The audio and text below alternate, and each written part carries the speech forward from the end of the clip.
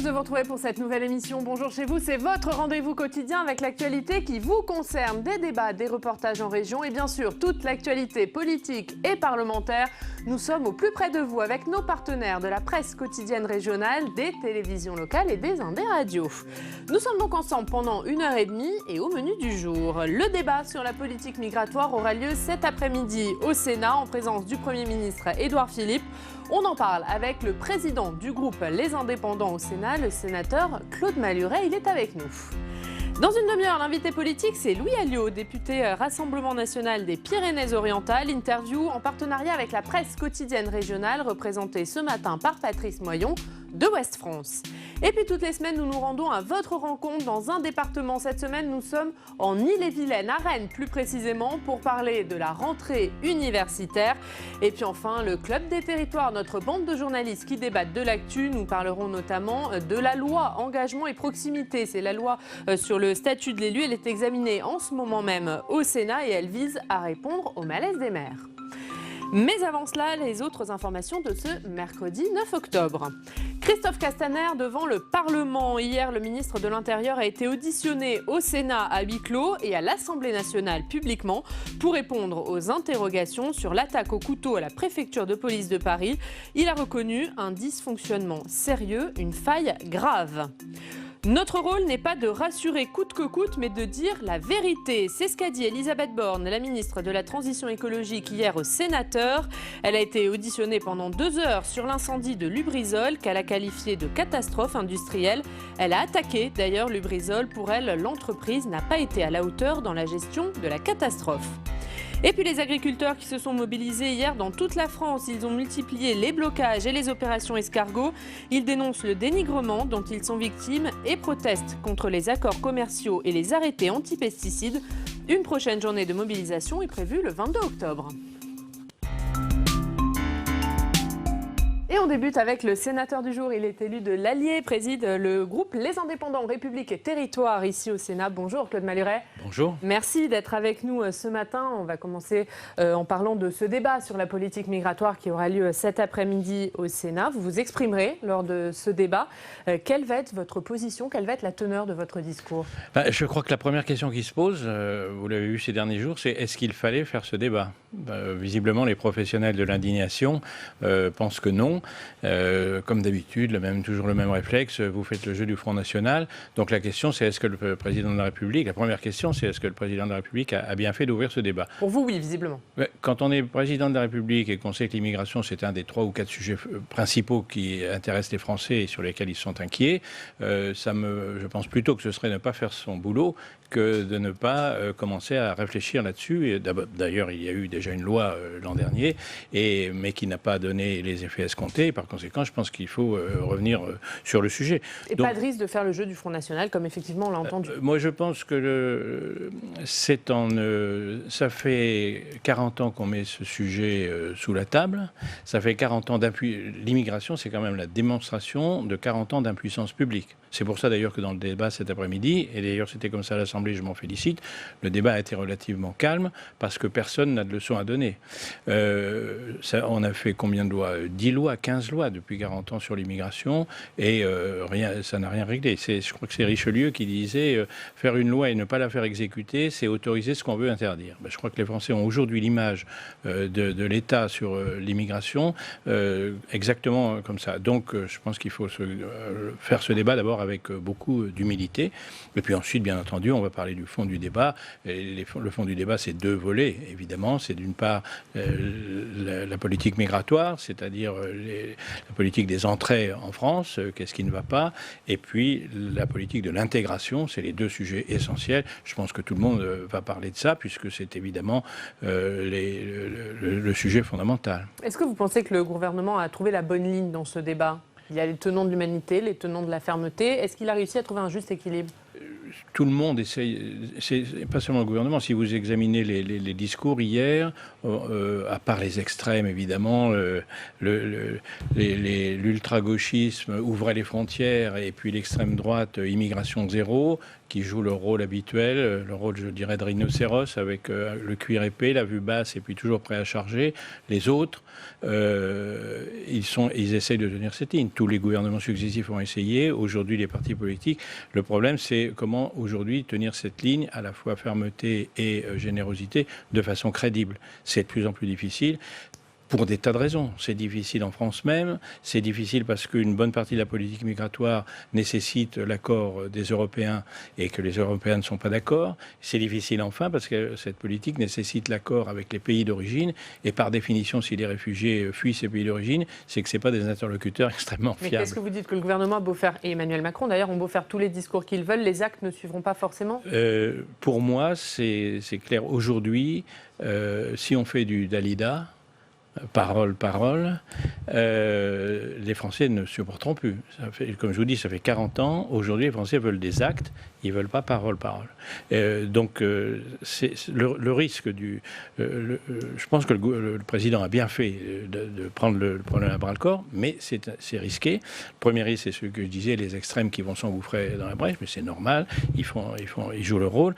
Le deuxième risque, c'est d'avoir un débat et de ne pas sortir avec des actes. Et quand je dis des actes, c'est pas obligatoirement des lois. Parce que, alors c'est quoi justement? Qu'est-ce que vous allez demander? C'est exécuter les lois. C'est comme je disais tout à l'heure avec notre ami Richelieu. Pas besoin de lois supplémentaires, il suffit de mettre en œuvre les lois qui existent. Il y a des choses, je pense en grande partie, oui. Et c'est les moyens.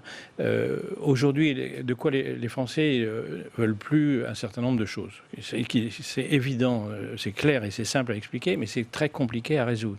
Ils veulent plus voir à la télévision les noyés et échouer sur les plages parce que les passeurs les ont abandonnés. Ils veulent plus voir les centaines de tentes sur les boulevards où il y a des réfugiés. Ils veulent plus voir Calais, ils veulent plus voir Vintimille, ils veulent plus voir les prostituées albanaises ou africaines, esclaves tragiques, des mafias, parce qu'il faut bien dire une chose, des mafias qui sont aujourd'hui en France et qu'on pensait ne jamais revoir.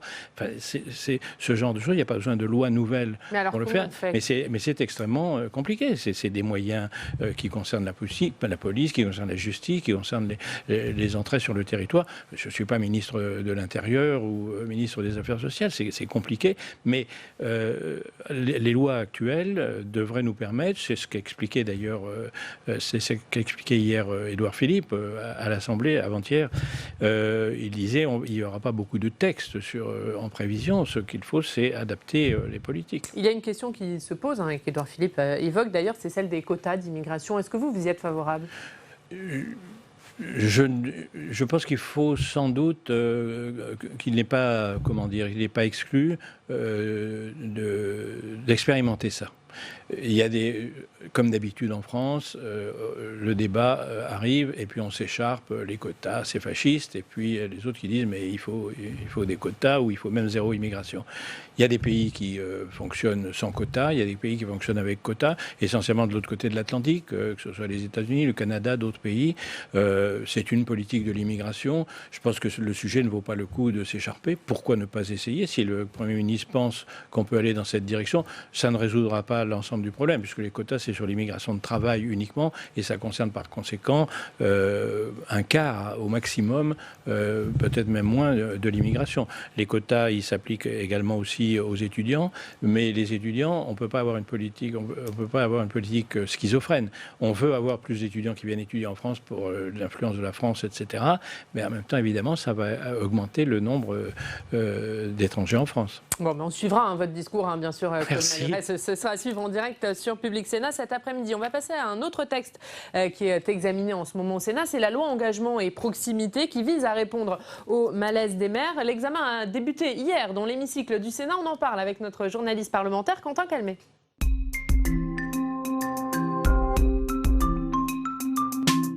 Bonjour Quentin. Bonjour Ariane, bonjour Claude Malhuret.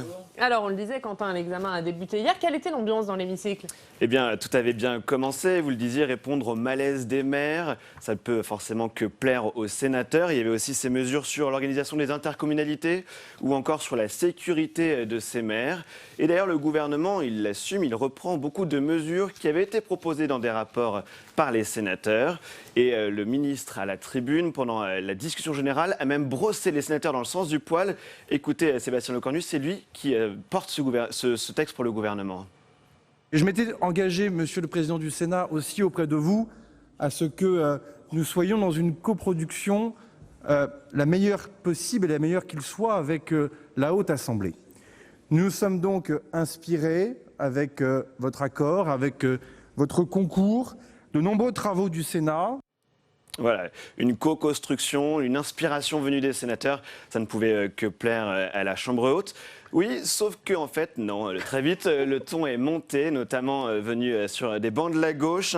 Il reproche ce slogan « Balance ton maire » qui, l'année dernière, avait été voilà, comme ça, tweeté par certains marcheurs. Écoutez Éric Kerrouche, là encore, à la tribune de l'hémicycle. En moins d'un an, nous sommes passés du hashtag « Balance ton maire » au hashtag « Cajole ton élu ». Bien entendu, si l'on était moqueur, ce dont vous ne pouvez me soupçonner, on ne pourrait que souligner l'heureux calendrier de ce projet qui, par le plus grand des hasards, et parce qu'il est forcément très utile, doit absolument être voté avant les élections municipales. Voilà, je vais montrer un dernier extrait parce qu'effectivement, il y a eu comme ça une joute entre le ministre et les sénateurs donc socialistes. Regardez, c'est lorsque Sébastien Lecornu a répondu à ces sénateurs socialistes. Très franchement, la tonalité offensive, pour ne pas dire un peu agressive, que vous avez employée en ce début de discussion générale, fait qu'à votre place, après avoir soutenu cette loi NOTRe et ces projets de loi de finances, moi j'aurais présenté des excuses, monsieur le sénateur Kerrouche. Madame la sénatrice, soit vous avez des preuves comme quoi le gouvernement est à l'origine du balance ton maire, ou alors il vaut mieux arrêter avec ce genre de propos. Je vous le dis comme je le pense. Voilà, alors au-delà de cette joute à ce moment-là de la discussion, on a vu un débat plutôt serein sur l'ensemble de la journée d'hier, sauf au moment où on a parlé des conseils de développement. Alors qu'est-ce que c'est? Les conseils de développement, c'est au sein des intercommunalités, pouvoir donner la parole à des citoyens qui puissent participer comme ça et interagir avec leurs conseillers dans les intercos. Ça, la droite n'en veut pas, le gouvernement non plus. La gauche dit qu'il faut davantage les mettre en avant pour avoir comme ça de la démocratie participative. Et donc vers 23h30, on a vu comme ça à nouveau l'hémicycle se réveiller et vraiment commencer à avoir des joutes à l'intérieur de l'hémicycle. Et donc on est très attentif à ce projet de loi qui doit comme ça être porté et être discuté dans l'hémicycle pendant les 15 prochains jours. Eh bien, ça promet d'autres chroniques sympathiques. Merci beaucoup, Quentin. À tout à l'heure. Claude Maluret, c'est vrai que ce projet de loi, il est issu des travaux du Sénat. On s'attendait à un débat plutôt calme et on voit que ce n'est pas si simple que ça dans l'hémicycle. C'est un petit peu c'est l'exercice obligé. On commence à la discussion générale, on s'engueule un peu, on se fait des petites piques, et puis après on rentre. D'ailleurs, j'ai bien vu hier soir, après la discussion générale, on rentre dans le technique, parce que c'est une loi très technique. Et si on voulait l'expliquer à tout le monde, les maires le comprennent très bien, mais c'est vraiment entre l'État et les maires que ça se passe. C'était très calme hier soir. Voilà. Cela dit, cette loi, moi, il répond au malaise des maires, c'est ça l'objectif de cette loi finalement. Est-ce que ça répond à ce malaise des maires? C'est ce qu'on va voir. Mais la première chose, je ne sais pas s'il répond, mais la première chose, c'est que je pense que l'État est en train d'essayer de se faire pardonner. Je ne dis pas le gouvernement, je dis l'État. C'est-à-dire les gouvernements successifs. Parce que depuis 10 ans, Dieu sait, je crois que tout le monde le sait, les maires en ont pris, si je peux dire, plein la gueule. Ils ont pris la loi NOTRe, on l'a vu tout à l'heure sur les images, la loi NOTRe qui a beaucoup d'effets négatifs. Ils ont pris la baisse des dotations d'une façon considérable. Et évidemment, l'argent, c'est le nerf de la guerre. Et quand on vous réduit votre budget au total de 10, 20 parfois, en tout cas les dotations, parfois plus de 30%, ils ont pris les intercommunalités XXL, les énormes intercommunalités où les maires des petites communes n'ont plus rien à dire parce qu'il y a 100 élus qui dans l'Assemblée générale et qu'ils n'arrivent pas à s'exprimer. Ils ont pris les grandes régions qui éloignent le pouvoir régional du terrain. Donc ça fait beaucoup, et c'est la raison pour laquelle on dit, on va voir ça dans quelques mois, que beaucoup de maires ne vont pas se représenter. Voilà, donc la première chose, c'est, je pense que l'État et le gouvernement actuel essayent de faire pardonner tout ce qui s'est passé depuis 10 ans. C'est déjà un bon signal. Il a raison de le faire. Oui, parce que ce qui a été dit tout à l'heure est en partie vrai. Le début du quinquennat n'a pas été particulièrement facile dans la relation avec Oui, parce que vous dites l'État a beaucoup de choses à se faire pardonner, mais ce gouvernement aussi, Emmanuel Macron aussi. Exactement. Tous les gouvernements des dernières années et celui-ci aussi pour sa première. Donc je pense qu'il a compris. Cette loi, c'est déjà une reconnaissance du rôle des maires, y compris d'ailleurs sur leurs indemnités, sur un certain nombre parce que les indemnités des maires des petites communes sont ridicules aujourd'hui. Voilà. Donc ça va dans le bon sens. Est-ce que ça va régler les problèmes? Je crois qu'il faut dire une chose. D'abord, on ne le sait pas. On va voir ce que ça donne. Toutes les grandes associations d'élus, maires, régions, départements, disent en gros une chose, ça va dans le bon sens, mais ça ne va pas assez loin.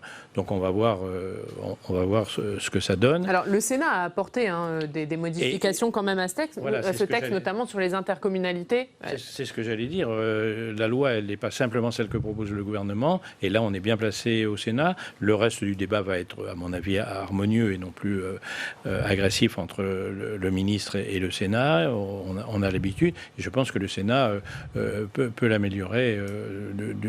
Et donc, ensuite, on va voir... Il y a un point d'achoppement sur la question des intercommunalités. On va peut-être en parler. Le Sénat veut renforcer la place des communes dans l'intercommunalité. Voilà, faire une sorte d'intercommunalité à la carte, entre guillemets. Pour vous, c'est une bonne chose? Oui, je vais peut-être terminer ce que je voulais dire. Il y a une deuxième chose, c'est que d'ici quelques mois, au début 2020, va arriver le deuxième volet, parce que ça, ce n'est que le premier volet. Le deuxième volet, c'est la loi Gourault, c'est Jacqueline Gourault qui va le présenter, sur toute une partie aussi importante que celle-là, c'est la décentralisation, la différenciation des compétences, etc., et la fiscalité locale. Donc, c'est au total, aujourd'hui, on peut penser que cette loi, certains disent qu'elle ne va pas assez loin, mais quand on aura l'ensemble du volet, on va voir ce que ça va donner. Ce sera quand même quelque chose de sensiblement important. Pour les intercommunalités, moi, j'ai été président d'une communauté d'agglomération pendant des années. Il y a des communautés. Je vois bien aujourd'hui qu'il y a des communautés d'agglomération qui fonctionnent bien et il y a des communautés d'agglomération qui fonctionnent mal. Après tout, c'est normal. Il faut pas donner des obligations. Il faut laisser la liberté. Si on laisse la liberté, il y a des choses qui fonctionneront plus ou moins bien. Mais il y a, par exemple, l'introduction du Conseil des maires. Elle répond à une demande. Comme je vous disais tout à l'heure, dans des grosses intercos qui regroupent 40, 50 communes, enfin il y a des intercommunalités presque monstrueuses, les maires, il suffit que... vous ne pouvez pas tous parler. Par conséquent, il y a 10 maires, les principaux acteurs politiques qui parlent, et puis les autres qui, pendant toute l'année, je ne dirais pas subissent, mais n'arrivent pas à s'exprimer. Donc, sur le renforcement du rôle, et certains maires aujourd'hui, beaucoup de maires aujourd'hui ont l'impression, ils ont compris qu'il fallait l'intercommunalité. On ne peut pas gérer un certain nombre de sujets sans l'intercommunalité. La commune est trop petite. Mais en même temps, beaucoup de maires se disent la commune est en train de disparaître. On va bientôt faire plus que les mariages. Et puis on n'aura plus rien d'autre à faire. Tout sera à l'interco. Donc, réaffirmer le rôle de la commune. Donc les maires ont raison de s'inquiéter. Je sais pas, oui. Mais en tout cas, réaffirmer le rôle de la commune, je pense que ça va les rassurer et que c'est nécessaire. On va passer à un autre sujet, Claude Malhuret, c'est l'audition de Christophe Castaner qui avait lieu hier devant le Parlement, au Sénat à huis clos, à l'Assemblée nationale publiquement, suite à l'attaque au couteau et aux questions qu'elle pose, cette attaque à la préfecture de police de Paris.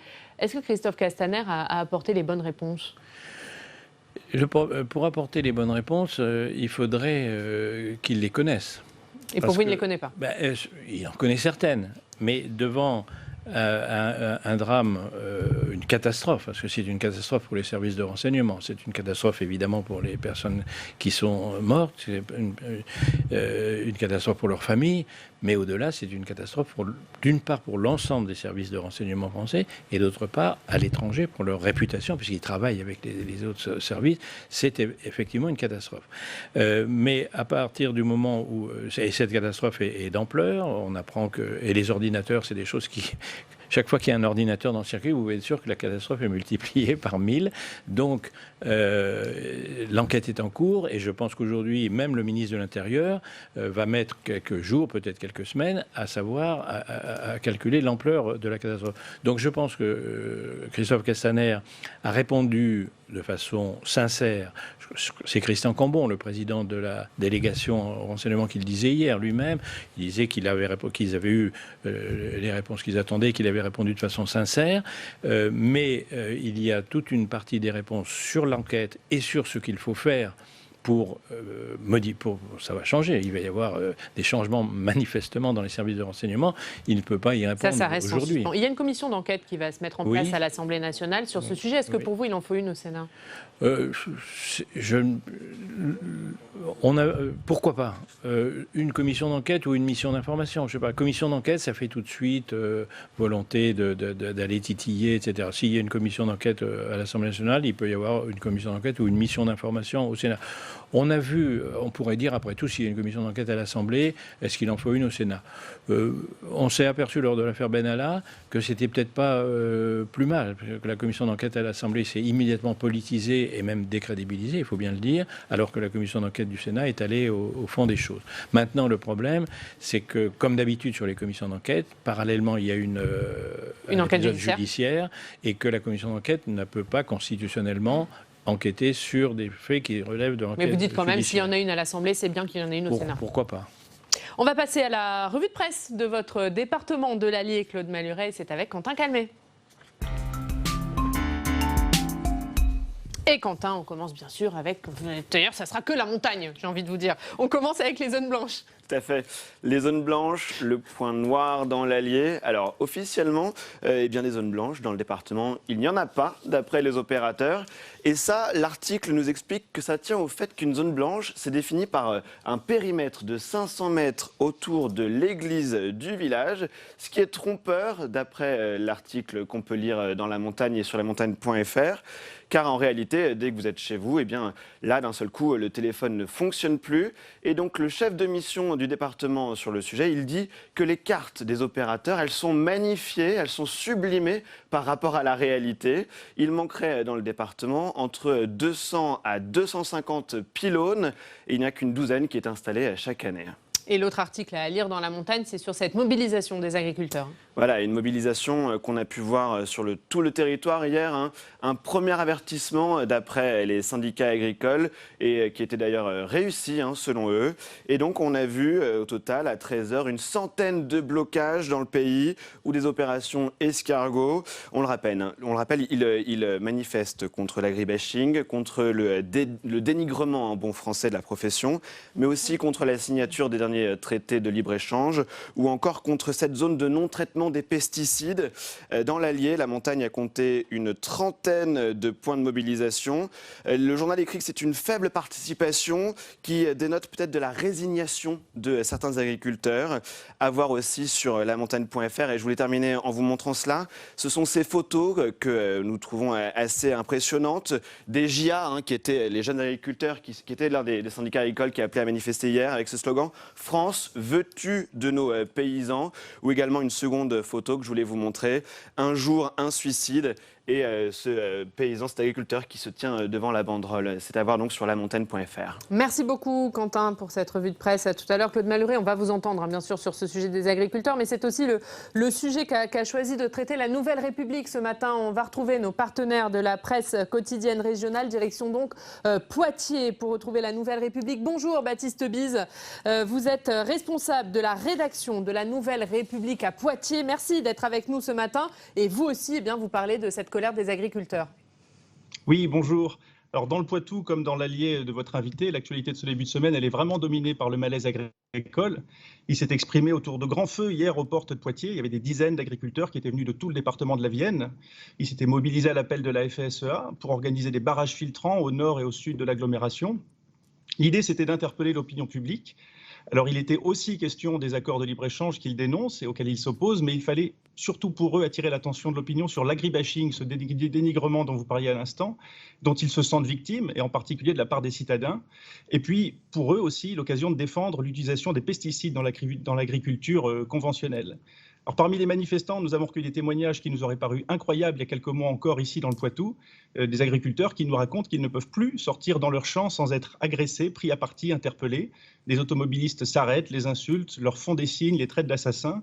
L'un d'eux nous dit « on pulvérise la nuit, on rase les murs ». Alors pour le moment, les agressions sont verbales, mais beaucoup d'agriculteurs redoutent une escalade dans les prochains mois.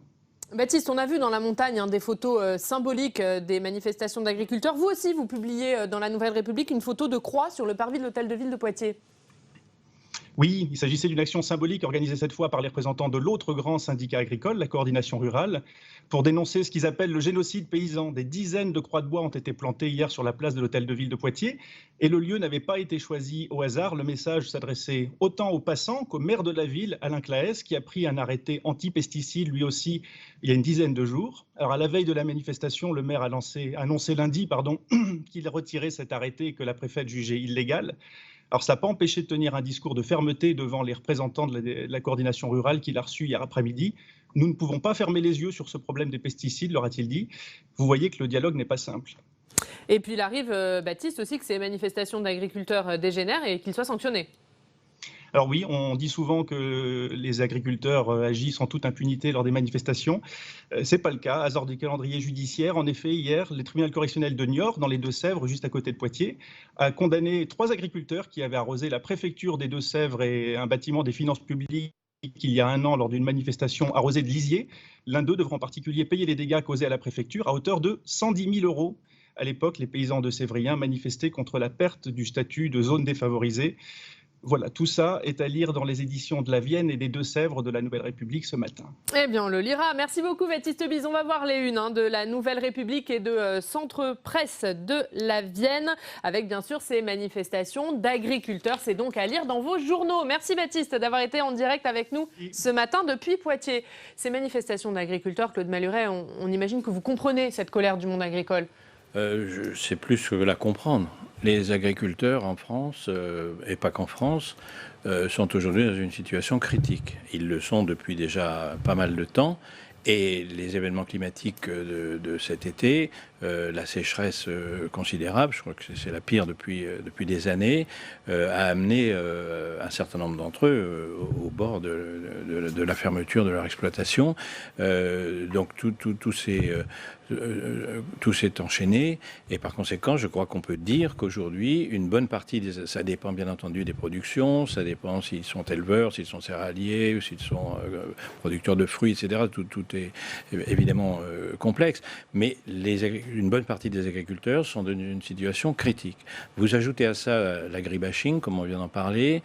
Oui, parce que là, il y a les aléas climatiques, mais il y a effectivement ce dénigrement des agriculteurs. Est-ce que pour vous, il y a un fossé qui est en train de se creuser entre les agriculteurs et les Français ? Je crois qu'il faut se méfier des apparences. Traditionnellement, tout le monde le sait, les Français aiment leurs agriculteurs. Les Français sont fiers de leurs agriculteurs. Les Français sont fiers de savoir que c'est un des principaux, que l'agroalimentaire est un des principaux postes d'exportation, que dans le monde entier, l'agriculture française est considérée, que ses produits sont extrêmement considérés, jusqu'en Chine, jusqu'en Amérique du Sud, etc.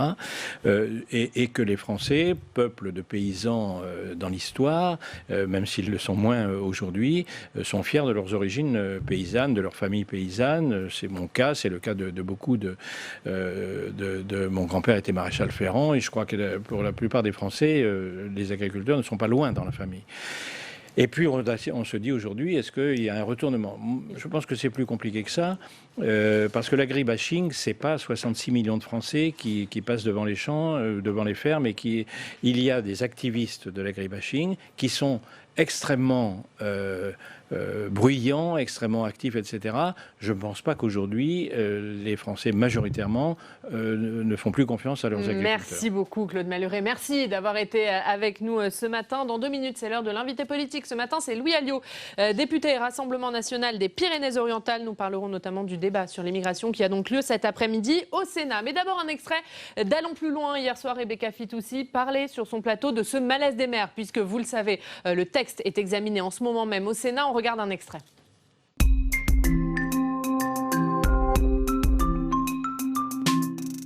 Clairement, on est contre, on est tous autour de la table, on est pour le système d'intercommunalité. Par contre, ce qu'on a besoin et ce que les élus ont besoin, c'est d'un peu plus de marge de manœuvre. Et les amendements qui ont été votés ce matin, qui ont été votés dans le cadre de la commission des lois, vont dans le bon sens et apportent cette souplesse qui aujourd'hui est indispensable. On l'avait vécu dans les divers syndicats, que ce soit eau, assainissement ou d'autres compétences qui marchaient très bien. Et si on arrive à redonner cette souplesse, pour moi, c'est bon. Françoise Carton. Oui, non, moi j'évoquais tout à l'heure un problème de gouvernance au sein de l'intercommunalité. Je crois qu'il faut imaginer une autre façon de faire. C'est-à-dire, quel est le problème? Moi, je vais vous prendre un exemple. J'ai été maire d'une commune de 7000 habitants au sein de la grosse communauté urbaine de Bordeaux. Donc j'étais avec de très grosses communes et bien évidemment, il y avait beaucoup de sujets que je sentais qui ne seraient pas et qui n'étaient pas destinés à ma commune. Alors on a inventé dans le dernier mandat ce qu'on a appelé les contrats de co-développement.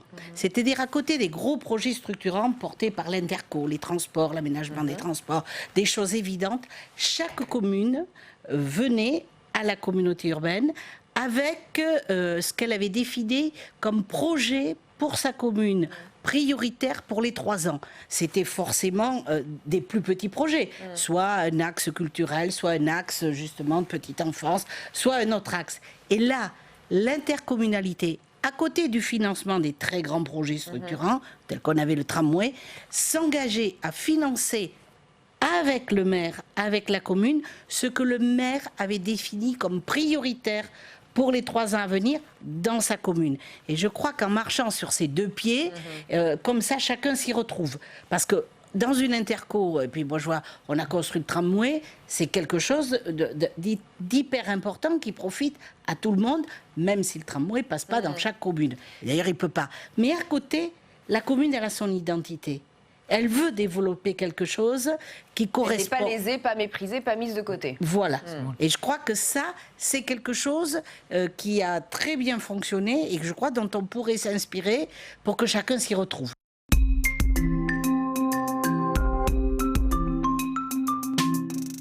Et notre invité politique ce matin, c'est Louis Alliot. Bonjour. Bonjour. Merci d'être avec nous. Vous êtes député Rassemblement National des Pyrénées-Orientales. Vous êtes avec nous pendant 20 minutes pour une interview en partenariat avec la presse quotidienne régionale, représentée ce matin par Patrice Moyon. Bonjour, de Oriane. Ouest France. Bonjour Patrice, merci d'être avec nous. On va commencer, Louis Alliot, par cette audition de Christophe Castaner devant le Parlement. Hier matin, devant le Sénat, la délégation parlementaire au renseignement, c'était à huis clos. Mais hier après-midi, il y avait une audition publique devant la commission des lois de l'Assemblée nationale. Est-ce que Christophe Castaner vous a convaincu ? Non.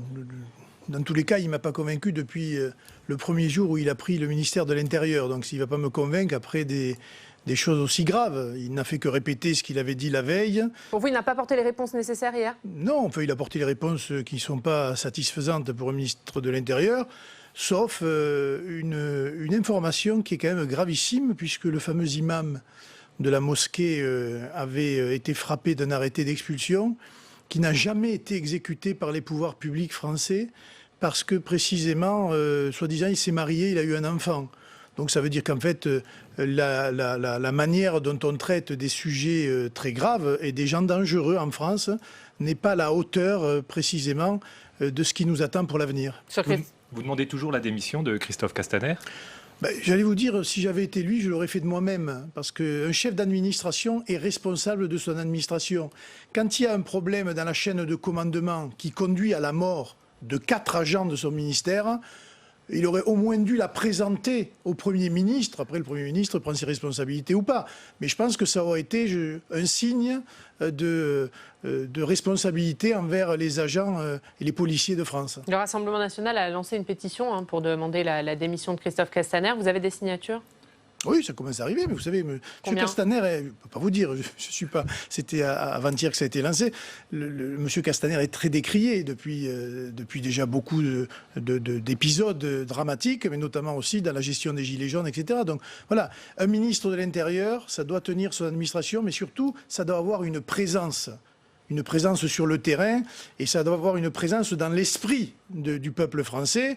Quand on compare M. Castaner aujourd'hui avec certains ministres de l'Intérieur qu'on a pu avoir par le passé, je pense à M. Pasqua, laissez-moi vous dire qu'on a fait du chemin, mais du chemin vers le bas. Sur ce cas particulier, vous parlez d'un mensonge d'État. En quoi c'est un mensonge ? Parce qu'on ne nous a pas dit la vérité à l'origine. Il y a un problème aujourd'hui en France, c'est que, pour ne pas choquer je ne sais qui d'ailleurs, on tient l'information le plus longtemps possible sous le boisseau. Mais vous pensez qu'il y a une rétention d'informations ? Christophe Castaner ne savait pas, il a parlé de ce qu'il savait au moment où il savait. On n'est plus dans tout ça, on est dans un processus de communication. Voilà. On ne fait plus de la politique en France, on ne résout pas les problèmes, on fait de la communication. le mode opératoire dans la préfecture de Paris, on pouvait se douter qu'un couteau à l'intérieur, etc., c'était un attentat de type islamiste, et là, par un fonctionnaire là, qui était converti, etc. Mais ça ne faisait aucun doute pour le peuple. Enfin, je veux dire, n'importe qui le disait avant même qu'on l'apprenne. Mais on a tenté toute la journée de dire, mais c'est peut-être un problème personnel. Mais les Français ne sont pas dupes, ils ont bien compris. C'est un énième avatar de la guerre que nous mènent les islamistes en France, à tous les niveaux, que ce soit dans la rue ou maintenant dans les administrations. Monsieur Alliot, mais visiblement, une partie de l'encadrement de la préfecture de police de Paris n'avait pas conscience de ce puisqu'ils étaient eux-mêmes désarçonnés quand il y a eu l'événement. Eh bien, s'ils n'avaient pas conscience, c'est que c'est grave, puisqu'il était au cœur du service de renseignement. Et si, au cœur du service de renseignement de la préfecture de Paris, qui est, paraît-il, le plus important en France, ils ne sont pas capables de détecter que leur agent ou l'un de leurs agents montrait des signes graves de radicalisation, alors qu'il y avait des signaux, puisque cet individu avait fait un certain nombre de choses, c'est qu'il y a un problème d'organisation, et les responsables de l'organisation de ces services-là devraient être sanctionnés, mutés. Mais vous dites clairement il y a un responsable, il y a un problème aujourd'hui en France dans le milieu du renseignement. Mais il ne peut pas y avoir il y a toujours des responsables. Vous comprenez, les Français aujourd'hui se font pénaliser à tous les niveaux lorsqu'ils font une faute. Ça va du code de la route dans leur emploi ou même dans la fonction publique, ils se font sanctionner. Et là, on a l'impression qu'il y a des gens qui gouvernent le pays, il n'y a jamais de sanctions. Et petit à petit, on va vers de plus en plus de choses graves. Et le ministre, toujours, s'en sort en disant « mais non, c'est pas de ma faute, mais non, j'avais pas les informations ». Ça ne peut pas être comme ça. Le ministre, le principe d'un ministre, c'est la responsabilité. S'il n'est pas responsable de rien, ah ben voilà, il n'y a plus d'État, il n'y a plus d'autorité de l'État. Et les Français vont commencer à douter de la manière dont ils sont protégés dans leur propre pays. Alors, concrètement, comment on fait pour éviter que demain un tel cas se reproduise ? Vous, imaginez, vous êtes au pouvoir, qu'est-ce que vous faites ? Écoutez, quand vous avez un agent qui travaille dans un service de renseignement et qui se félicite de l'attentat de Charlie Hebdo, au minimum, vous l'écartez. Voilà, vous l'écartez. C'est une sanction disciplinaire, vous l'écartez de ce service-là, parce qu'il montre quand même des signes de faiblesse à la fois humaine et de radicalisation qui posent problème. Mais vous savez, ça doit arriver dans d'autres services, on n'en sait rien. Hein. Moi, je me pose des questions aujourd'hui, dans l'armée, dans des sites à risque, dans d'autres administrations, les gens vont commencer à douter. Et il n'y a pas pire pour une société que le doute, surtout dans ces services-là, parce que ça peut conduire à beaucoup de choses. Et d'ailleurs, le président de la République, hier, dans son discours, a dit des choses qu'il aurait dû dire depuis longtemps.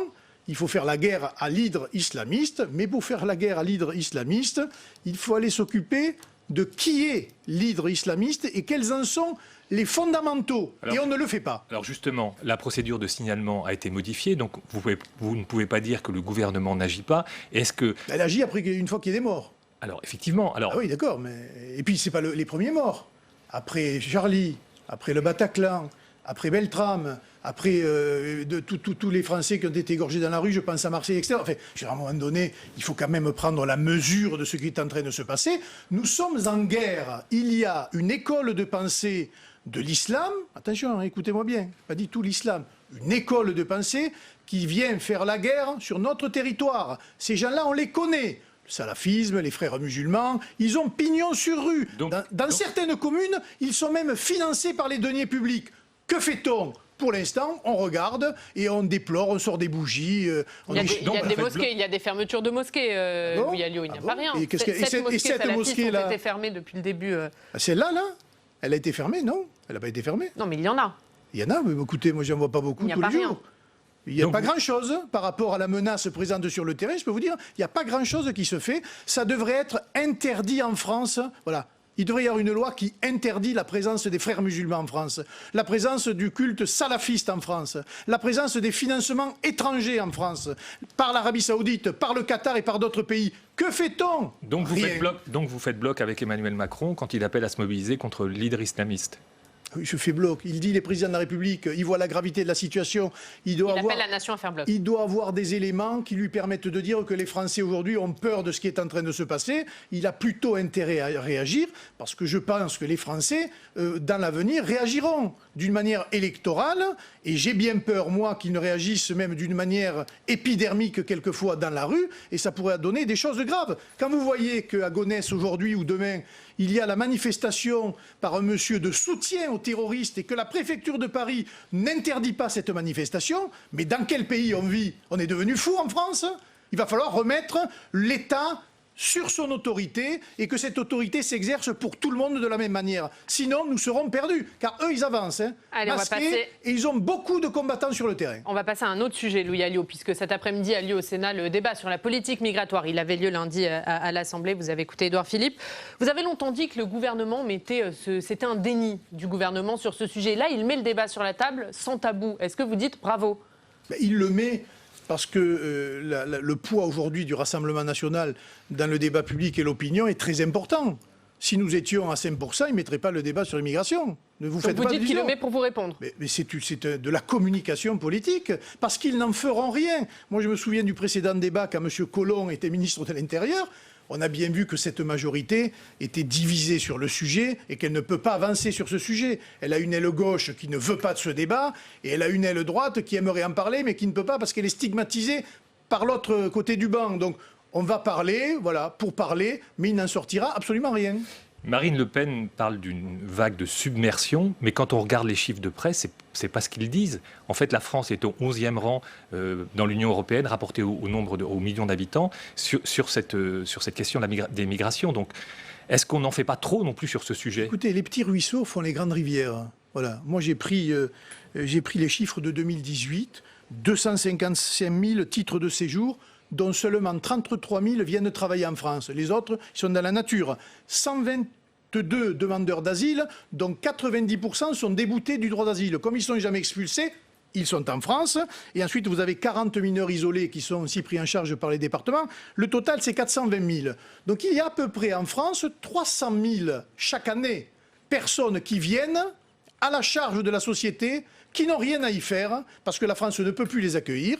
Que fait-on? Eh bien, on ne fait rien. Donc vous dites bravo quand Emmanuel Macron dit qu'il faut accueillir moins. Mais non, mais moi je dis pas bravo quand quelqu'un prend un micro et parle. Moi je dis bravo quand quelqu'un prend un micro et agit derrière. Pour l'instant, c'est l'utilisation d'un micro. J'aimerais que ce soit l'utilisation des techniques qui permettent d'expulser ces gens et de régler le problème à la source, parce que on ne le dit pas assez, tant qu'on ne réglera pas les problèmes de l'autre côté de la Méditerranée, eh bien nous serons face évidemment à plusieurs vagues migratoires dont on aura le plus grand mal à faire face. Et on y fait face comment, de l'autre côté de la rive de la Méditerranée? En évitant les guerres débiles telles que celles qu'on a faites en Libye, c'était M. Sarkozy, mais on a vu le résultat, ou en soutenant, comme l'a fait M. Fabius et le gouvernement Hollande, les islamistes en Syrie, et en évitant de soutenir un certain nombre de dictateurs africains qui oppressent leur pays et qui en utilisent les richesses avec le concours et la bénédiction de la France. Voilà un exemple, plusieurs exemples que l'on pourrait mettre en application. Et en matière d'immigration, 1, on contrôle les frontières, 2, on discute avec un certain nombre de pays étrangers pour leur développement, mais aussi pour qu'ils régulent leur immigration, parce qu'on ne peut pas continuer comme ça, avec une espèce d'anarchie migratoire, où tout le monde, je vais dire, se fout de ce qui se passe, mais le résultat, c'est quoi? Des difficultés pour nous, ça c'est sûr, mais une extrême misère pour les gens qui tentent de traverser la Méditerranée ou qui la traversent, parce que de deux choses l'une, soit ils meurent en Méditerranée, et c'est les drames qu'on a connus, soit ils viennent chez nous, et vous les retrouvez sous des tentes et sous les ponts à Paris ou dans des ghettos, et ça aggrave la situation. Lui, Alliot, Marine Le Pen propose un référendum sur ce sujet, c'est ce qu'elle a redit encore à l'Assemblée nationale, ça serait quoi la question? Mais c'est un minimum, voulez-vous arrêter ou voulez-vous plus d'immigration en France? Voilà, il faut que le sujet s'impose dans le peuple. Et que mais c'est une question aussi simple, voulez-vous plus d'immigration en France? Oui, non? Mais oui, parce qu'on a besoin d'une petite immigration, on appelle ça des quotas ou de travail. Vous êtes sur des quotas? Sur des postes qu'on ne peut pas, parce qu'on ne les a pas, mais c'est infinitésimal, mais on ne peut pas accueillir 300 000 personnes comme ça chaque année. Vous vous rendez compte? Mais l'immigration zéro, vous prenez, est-ce que c'est crédible? Attendez, Alliot, l'immigration zéro? Ben oui, c'est crédible. J'ai pas dit zéro, je vous ai dit qu'on en prenait une petite partie pour des postes qui seraient à pouvoir de travail et choisis. Mais une petite partie. Là, est-ce que vous vous rendez compte qu'on accueille chaque année 2 fois la ville de Perpignan? Mais vous vous rendez compte le coût de cette immigration, en termes humains, en termes économiques, en termes sociaux, avec toutes les dérives que ça a. Et en plus, on ne contrôle même pas si ces gens-là sont dangereux ou pas. Là, c'est la quadrature du cercle. Allez, vous parlez de Perpignan, on va justement parler des municipales. Vous serez candidat aux municipales à Perpignan, sous quelle étiquette? Sous l'étiquette, la mienne. Donc pas l'étiquette Rassemblement sans National. étiquette, parce que j'aurai une liste où il y aura des gens sur ma liste qui ne sont pas du Rassemblement National. Donc vous élargissez? Et pourquoi? Parce que l'étiquette du Rassemblement national, c'est pas bon pour les municipales? Pas du tout, puisque le Rassemblement national est arrivé en tête de toutes les élections à Perpignan depuis maintenant 4 scrutins. C'est, j'allais dire, le noyau dur de cet électorat. Mais il y a aujourd'hui des gens qui veulent se battre à mes côtés sur un projet, et nous allons vers de plus en plus de localisme, y compris en matière de politique, où les citoyens se déterminent par rapport à un candidat, par rapport à un projet, et moins par rapport à une étiquette politique. En clair, vous dites que vous allez gagner à Perpignan? Ah ben écoutez, moi j'y vais pour gagner, sinon je n'irai pas. Mais la dernière fois j'ai failli gagner, ce n'est que par le petit calcul et la petite magouille entre le Parti socialiste et les Républicains qu'ils ont réussi à conserver la ville. Je pense que ce coup-ci, après le bilan désastreux du maire actuel, j'ai mes chances, oui. Alors Carole Delga, qui préside la région Occitanie, dit « Si Perpignan tombe dans les mains de Louis Alliot, c'est chronique d'une mort annoncée ». Qu'est-ce que vous lui répondez? Je lui réponds qu'elle ferait bien de regarder comment elle dirige sa région, puisque on n'a jamais eu autant de dépenses inutiles, 1 milliard de plus que ce qu'aurait dû coûter la fusion de ces deux régions, et des dépenses, j'allais dire, fastueuses de Mme Delga, qui, j'allais dire, sont résumées dans une photo qu'elle a mise sur Twitter. Elle a tellement une grosse tête, cette dame, qu'elle ne sait même pas se retenir. Elle s'est prise dans une classe affaires sur un voyage Air France-Japon. Laissez-moi vous dire que les électeurs sauront lui rappeler ce genre de choses. Le Rassemblement national dit qu'il veut faire mieux que la dernière fois au municipal. C'est un peu vague comme objectif. Oui, mais vous savez, les municipales... C'est surtout pas très dur. Vous avez gagné une dizaine de villes. Vous vous revendiquez comme le premier parti d'opposition. Est-ce que c'est pas un objectif qui manque d'ambition? Le premier parti, c'est la vérité. Aux élections européennes, nous étions les partis. Les municipales, c'est plus compliqué parce qu'il faut constituer des listes. La France a quand même plus de 30 000 communes, mais on essaiera d'être présent dans le maximum de villes, et dans ces villes-là, nous aurons des réussites et nous serons présents. Maintenant, on ne peut pas dire à 6 mois d'élection très précisément ce que ça va donner, parce que le paysage politique local a éclaté. L'arrivée d'En Marche, la déconfiture du Parti socialiste, auquel appartient Mme Delga d'ailleurs, la déconfiture des LR aussi, qui sont en grande difficulté, font que cette élection municipale, il va y avoir des enjeux, mais on ne peut pas dire aujourd'hui quels vont être les résultats, en tout cas avec précision. Ça veut dire que cette fragmentation de la scène politique, vous la sentez aussi au sein du Rassemblement national? Non, j'allais dire, on est presque, nous, un pôle de stabilité aujourd'hui, puisqu'on a retrouvé des niveaux électoraux très importants. On a une dynamique sur le terrain avec des militants qui militent, et on a surtout des gens qui veulent se présenter sur nos listes, ce qui est un signe de bonne santé politique. Mais vous n'avez pas d'objectif chiffré en termes de ville? Non, honnêtement, on ne peut pas. Et Perpignan, c'est la principale cible pour le Rassemblement national? Non, vous avez Marseille, vous pensez pouvoir gagner Marseille? Vous avez Narbonne, vous avez surtout le pourtour méditerranéen de Menton à Perpignan, certainement. Mais Marseille, vous pensez que le Rassemblement national peut gagner Marseille? Il y a un sondage où notre ami Ravier est sorti en tête au premier tour. Bon, on verra ce que feront ses adversaires au second tour, mais Marseille est une ville où on fait de gros scores. Vous avez Nice, vous avez Toulon, et puis après vous avez les villes que nous avons déjà. Autour de Beaucaire, d'autres villes seront gagnées. Autour de Béziers, d'autres villes seront gagnées, etc., etc. Si on se projette un peu plus loin, Robert Ménard dit que Marine Le Pen ne serait pas une bonne candidate en 2022. Vous partagez son analyse? Non, je pense qu'il a tort et que ce sont des débats inutiles parce que nous sommes loin de l'élection et que Marine Le Pen, précisément, est ce pôle-là de rassemblement. Alors, elle ne lui plaît pas tout à fait, il a plutôt ses préférences, mais en tout cas, elle est là. C'est quoi ses préférences? C'est Marion Maréchal? Non, il a dit ni Maréchal ni Zemmour. Donc, je sais pas, j'ai vu dans un article de Libération qu'il envisageait, il cherche une autre hypothèse. Moi, je pense qu'il n'y en a pas. Il dit c'est notre job de trouver un nouveau visage. Oui, d'accord, mais ça sort pas du chapeau comme ça. Et on est un candidat à l'élection présidentielle, ça se prépare. Voilà, Marine Le Pen, elle a 2 élections présidentielles. Elle a été au 2e tour la dernière fois. Et si elle est bien entourée et que des gens comme M. Ménard l'appuient à cette élection et d'autres l'appuient, eh bien ce pôle de rassemblement peut être majoritaire. Mais il faut y aller ensemble et éviter... Mais avec Marine Le Pen. Pour vous, il n'y a pas d'autre choix à l'heure actuelle que Marine Le Pen pour 2022? Je n'en vois absolument pas d'autre à l'heure où on se parle. Juste un mot sur les sénatoriales, puisque derrière les municipales, on imagine que la stratégie du FN, c'est d'avoir des conseillers municipaux pour les sénatoriales. Quel est votre objectif aux sénatoriales? Écoutez, nous avions 2 sénateurs, j'allais vous dire de faire mieux. Mais c'est vrai que plus nous aurons de conseillers municipaux, plus nous aurons de mairies, et plus nous aurons la chance d'avoir, dans les départements à la répartition proportionnelle, d'avoir des sénateurs. J'attends quand même avec une certaine impatience la réforme des institutions qui va être proposée par M. Macron et son gouvernement, parce que la proportionnelle pour les élections législatives, mais aussi dans la répartition territoriale. J'ai vu qu'ils voulaient modifier un peu les répartitions des compétences entre les communes, les maires et les intercommunalités. C'est un sujet particulièrement important, et moi je serai très attentif à cela, parce que les maires ont perdu leur liberté, ou en tout cas ont l'impression... Attentif à quoi rapidement sur cette question? À ce qu'on redonne le pouvoir aux maires par rapport aux intercommunalités, parce que dans beaucoup de communes, on impose des politiques que les maires ne veulent pas. Or, il doit y avoir quand même un compromis, une unanimité entre les maires, sinon le suffrage universel municipal est bafoué par un suffrage supérieur, en tout cas un pouvoir supérieur, qui lui n'est pas élu directement. Merci beaucoup. Merci. Louis Alliot d'avoir été avec nous ce matin. Merci Patrice Moyon. Demain, Louis Alliot, à votre place, ce sera Dominique Bussereau, le président de l'Assemblée des départements de France. Et c'est maintenant l'heure du Club des territoires, notre bande de journalistes qui débattent de l'actu. Public Sénat, avec le soutien de la Mutuelle nationale territoriale, la Mutuelle des agents des services publics locaux et en partenariat avec la presse quotidienne régionale et les télévisions locales, vous présente le Club des territoires.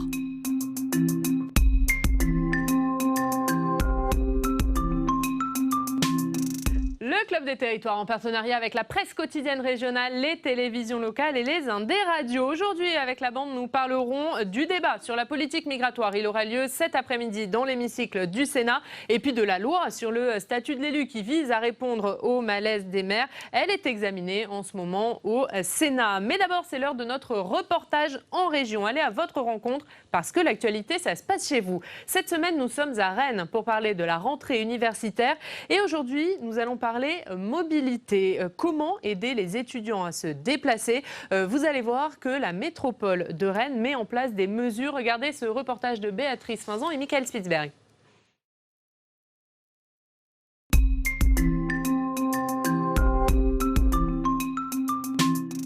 Rennes, 8e ville universitaire de France. Ici, un habitant sur 5 est un étudiant.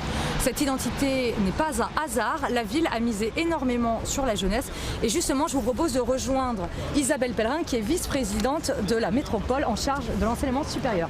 Bonjour Madame Pellerin. Est-ce que vous pouvez nous expliquer alors comment on fait pour conserver cette identité étudiante? Comment on fait pour attirer les étudiants et les garder à Rennes? On a toujours eu une attention très particulière vis-à-vis des étudiants à Rennes et vis-à-vis des universités. C'est une ville universitaire de longue date, mais depuis maintenant plus de 15 ans, on a une politique très volontariste pour accueillir les chercheurs, les enseignants-chercheurs sur le territoire, à travers l'accompagnement d'achat d'équipements scientifiques, parfois très coûteux. On attribue des allocations d'installation scientifique qui vont de 10 000 à 75 000 euros, qui permettent d'accompagner le démarrage des projets de recherche, et c'est très très important pour les chercheurs qui arrivent. Ils savent que quand ils arrivent dans un laboratoire de Rennes Métropole, ils ont une aide, ils sont accompagnés par la collectivité. Pourquoi c'est si important pour vous que la ville vraiment conserve cette identité de ville étudiante? Pourquoi c'est si important? Je crois que ça fait partie de notre ADN. Rennes est une ville universitaire, une ville étudiante, et on tient à cette image. Et puis ça donne une dynamique très importante à la ville. C'est la 3e ville la plus jeune de France. Des étudiants qui s'impliquent dans la vie de la cité, qui organisent des festivals, qui s'investissent dans les associations de développement durable, de citoyenneté. Il y a vraiment une offre associative étudiante très importante, et ça participe à la dynamique de la ville. Donc une politique tournée vers ces étudiants, notamment en question de logement. Alors Isabelle Pellerin, comment vous faites pour garantir l'habitat aux étudiants dans le centre de Rennes? Tout d'abord, on fait en sorte qu'il y ait des productions de logements en quantité importante, et notamment du logement social, intégré dans la plupart des programmes immobiliers, que ce soit dans le privé ou par nos bailleurs sociaux. On a une part extrêmement importante de logement social, et ce logement social, les étudiants peuvent y prétendre. Donc c'est avec cette offre de logement en quantité satisfaisante que les prix sont modérés. Parmi les 200 000 habitants de Rennes, vous le savez, il y a 69 000 étudiants, donc c'est une population extrêmement importante, et ils doivent pouvoir se loger sur Rennes pour arriver à étudier dans les universités, les écoles. L'offre de formation est très diverse et très riche. Vous connaissez le dispositif Sortir? Ça vous donne le droit à des réductions sur la piscine, le cinéma, le bowling, la patinoire. Il suffit de présenter votre carte Corrigo. La carte Sortir existe depuis 10 ans, mais cette année, elle a été élargie aux étudiants boursiers. Justement, Marine vient la chercher. Bonjour Marine, vous récupérez votre carte. Alors vous, à quoi ça va vous servir? En principalement pour le transport, Donc déjà, ça me permet d'avoir 85% de réduction sur mon abonnement de métro, ce qui n'est pas rien. Ensuite, aussi pour aller à la piscine ou au cinéma, par exemple. Ça va vous coûter combien alors d'aller à la piscine, une entrée à la piscine par exemple? Une entrée à la piscine, c'est 80 centimes, en tout cas la piscine qui est à côté de chez moi. Donc c'est quand même avantageux par rapport aux tarifs normaux. Et le cinéma? Le cinéma, dans les cinémas partenaires, c'est 3 € la place. Un dispositif qui a coûté 400 000 € à la métropole rennaise et qui concerne 10 000 étudiants. Les étudiants sont au cœur des préoccupations de la ville, à tel point qu'un aménagement des horaires de cours a été pensé avec les universités afin de réguler la fréquentation dans le métro et d'assurer des conditions de transport agréables. Voilà pour ce reportage, le dernier numéro, ce sera à suivre demain, bien sûr, à cette heure-ci, dans Bonjour chez vous. Et on va commencer le débat du club. Bonjour messieurs. Bonjour. Merci d'être avec nous, actualité chargée. Aujourd'hui, on va commencer par Christophe Castaner. Christophe Castaner, double audition hier devant le Parlement pour le ministre de l'Intérieur. D'abord à huis clos devant la délégation parlementaire au renseignement, c'était hier matin au Sénat. Et ensuite audition publique devant la commission des lois de l'Assemblée nationale. Ce n'est pas fini pour Christophe Castaner. Il sera auditionné demain matin au Sénat par la commission des lois à partir de 9h. Ce sera d'ailleurs à suivre en direct sur notre antenne. Est-ce que ces auditions sont utiles, Patrick Roger? Disons qu'il il faut savoir aussi qu'il va y avoir une commission d'enquête à l'Assemblée nationale. Donc, à mon avis, le bon format, c'est la commission d'enquête et l'audition, évidemment, par la délégation parlementaire au renseignement hier matin. Avec ces deux limites, un, le secret défense, et deux, l'enquête judiciaire qui est menée parallèlement. Alors, les deux auditions devant les commissions des lois de l'Assemblée et du Sénat, je dirais, bon, le Sénat avait envie de se refaire une Benalla, quoi, pour aller vite, et l'Assemblée voulait pas laisser... C'est dit, on va pas laisser le Sénat faire tout seul. Voilà, faire tout seul. Donc, et là, bon, c'est plus le show politique, quoi, voilà. Mais... donc c'est plus de la politique que des vraies réponses sur le fond. Absolument. Les deux bons formats, c'est la commission d'enquête avec ses limites et la délégation parlementaire au renseignement. Jean-Philippe Derosier, on a l'impression que la commission d'enquête, c'est devenu la nouvelle réponse. Dès qu'il y a un fait, on fait une commission d'enquête. Est-ce qu'on est un peu dans ce système ? La politique française a toujours été un petit peu dans l'action-réaction. Et autrefois, dès qu'il se passait quelque chose, on faisait une proposition de loi ou un projet de loi, et action-réaction, un sujet du 20h justifiait qu'on produise une nouvelle législation. Aujourd'hui, on est peut-être un tout petit peu moins dans cela et davantage effectivement dans la commission d'enquête, dans le contrôle. Pourquoi cela ? Eh bien, ça s'explique par le fait que depuis 2008, les groupes parlementaires ont ce qu'on appelle le droit de tirage, c'est-à-dire qu'ils peuvent, une fois par session, sauf la dernière, demander qu'une commission d'enquête soit créée, et ils l'ont de droit. Autrefois, il fallait un vote à la majorité de l'Assemblée concernée, donc c'était beaucoup plus difficile de l'obtenir. Et cumulé au fait que le nombre de groupes augmente de façon quand même assez exponentielle, on en a 8 à l'Assemblée et 7 au Sénat, c'est un record inégalé, forcément tout le monde demande sa petite commission d'enquête, plus des commissions d'enquête retentissantes, l'affaire Benalla dernièrement, qui n'était pas une commission d'enquête, c'était la commission des lois dotée des pouvoirs d'enquête, ce qui n'est pas la même chose. On a le grand spécialiste de Benalla sur auparavant, il y a eu l'affaire, la commission d'enquête sur Cahuzac, tout ça a fait beaucoup de bruit, donc évidemment c'est un coup politique qui fonctionne relativement bien, parce qu'à la fois on a un retour sur investissement politique, mais aussi un retour sur le fond, comme disait Patrick Roger. Les commissions d'enquête peuvent faire un travail relativement minutieux d'enquête, d'information, et en tirer un certain nombre de conséquences, des propositions, les fameuses propositions là encore sur l'affaire Benalla, qui peuvent être ensuite prises en compte ou non par les pouvoirs publics. La commission d'enquête est justifiée dans la mesure où le ministre lui-même parle de dysfonctionnement. Donc à partir de ce moment-là, il est légitime de s'interroger sur ces dysfonctionnements. C'est l'objectif même des commissions d'enquête. Sébastien Fournier, le Parlement fait des commissions d'enquête, mais les maires aussi sont montrés au front sur ce sujet, notamment les maires de grandes villes. Christian Estrosi a écrit à Emmanuel Macron pour dire on demande à être plus associés sur cette question de la lutte contre la radicalisation. Oui, et puis on n'en fait peut-être pas suffisamment sur cette question-là. Alors il se passe des choses sur le terrain, dans les grandes villes notamment, où il y a des délégations à la prévention de la radicalisation, qui sont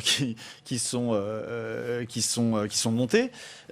Il y a des choses qui sont faites, mais les maires sont en demande, ils souhaitent être davantage associés. on parle du continuum justement de sécurité, hein, là pour parler de boutiques techniques. Il demande précisément aussi à être associé pleinement, c'est-à-dire de pouvoir avoir accès au fichage, les fiches S, mais pas seulement, hein, il y a d'autres fiches. Pour l'instant, on ne leur a pas véritablement donné de réponse. Il y a du travail à faire en la matière, il y a des choses à faire. Allez, puisqu'on parle des maires, on va parler maintenant de ce projet de loi engagement et proximité qui est examiné au Sénat. Son objectif, répondre justement à ce malaise des maires. Le texte est porté par Sébastien Lecornu et justement, on va écouter le ministre. Il était hier au micro d'Alexandre Poussard. Il y a maintenant quelques mois, je m'étais engagé auprès de vous à changer de méthodologie dans la construction de ce texte, en non seulement menant des consultations directes avec les associations d'élus, dont nous avons désormais évidemment l'habitude, en n'oubliant pas les 96 heures de débat entre le président de la République et les maires de France pendant le grand débat national, mais aussi en s'inspirant largement, 96 heures de débat, monsieur le sénateur Dallier, ça s'entend, ça s'écoute, avec d'ailleurs un certain nombre de maires de Seine-Saint-Denis qui étaient venus à la rencontre du président de la République. Mais je m'étais engagé, monsieur le président du Sénat, aussi auprès de vous, à ce que nous soyons dans une coproduction la meilleure possible et la meilleure qu'il soit avec la Haute Assemblée. Nous nous sommes donc inspirés, avec votre accord, avec votre concours, de nombreux travaux du Sénat, de propositions de loi passées, je pense à celle du sénateur Alain Marc ou des propositions de loi portées alors par Mathieu Darnaud, des propositions portées par la délégation aux collectivités territoriales présidée par Jean-Marie Bockel, et puis bien sûr une rencontre avec l'ensemble des présidents de groupes ici représentés dans toutes les sensibilités pour essayer de faire converger sur un texte pragmatique. Le seul pragmatisme qui compte est celui bien sûr qu'attendent les 600 000 élus locaux de notre pays. Voilà, Sébastien Lecornu qui s'exprimait donc dans l'hémicycle du Sénat hier lors de la discussion générale. Le début de ce texte, Sébastien Lecornu qui a parlé de coproduction sur ce texte. Ce texte, c'est un peu un copier-coller des propositions du sénatorial, Patrick Roger. Le président du Sénat lui-même estime que c'est à 80% inspiré par des propositions du Sénat. Alors, dès lors, quand même, il y a un petit paradoxe dans la posture qu'adopte le Sénat à l'orée de la discussion. D'un côté, il dit « c'est nos propositions » à 80%, et de l'autre côté, il dit ce texte manque d'ambition. Et là, une sorte de paradoxe. Bon, il faudrait que le Sénat se regarde un peu lui-même. Bon,